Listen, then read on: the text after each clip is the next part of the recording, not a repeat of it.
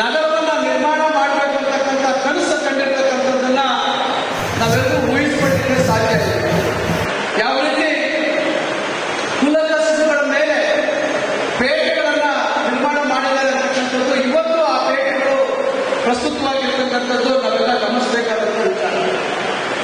ಇದರ ಜೊತೆಗೆ ಏನು ಅವರು ಬೆಳವಣಿಗೆ ದೃಷ್ಟಿಯಲ್ಲಿ 4 ಕಡೆ ಏನು ಕಲ್ಲುಗಳನ್ನು ಹಾಕಿದ್ರು, ಗಡಿಯನ್ನು ಕುಸಿದ್ರು. ಆದರೆ ಇವತ್ತು ಬೆಂಗಳೂರು 140 ಕೋಟಿಗಿಂತ ಹೆಚ್ಚು ಜನಸಂಖ್ಯೆ ಉಳ್ಳತಕ್ಕಂಥ ಒಂದು ಇಡೀ ಪ್ರಪಂಚ ಬೆಂಗಳೂರಿನ ದಿಕ್ಕಿನ ಕಡೆ ನೋಡ್ತಕ್ಕಂಥ ರೀತಿಯಲ್ಲಿ ಬೆಳವಣಿಗೆ ಆಗಿದೆ ಅಂದರೆ ನಾವ್ಯಾರು ಊಹಿಸಲಿಕ್ಕೆ ಸಾಧ್ಯ ಇಲ್ಲ. ಆದರೆ ಒಂದೊಂದು ಬಹಳ ನಮ್ಮಿನ ವಿಚಾರ,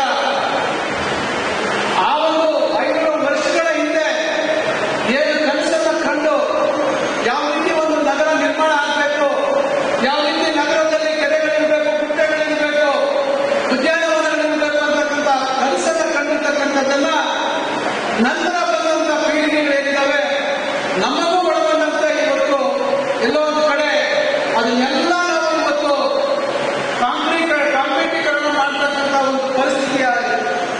ಬಹಳಷ್ಟು ಕೆರೆಗಳು ಇವತ್ತು ಬಸ್ ಸ್ಟ್ಯಾಂಡ್ಗಳಾಗಿದ್ದಾವೆ ಬೆಂಗಳೂರಿನಲ್ಲಿ, ಬಹಳಷ್ಟು ಕೆರೆಗಳು ಇವತ್ತು ಬಡಾವಣೆಗಳಾಗಿದ್ದಾವೆ ಬೆಂಗಳೂರಿನಲ್ಲಿ.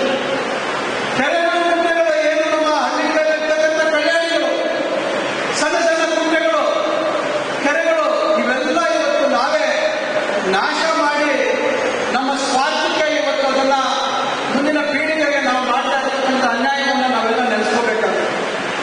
ಏನು ಇವತ್ತು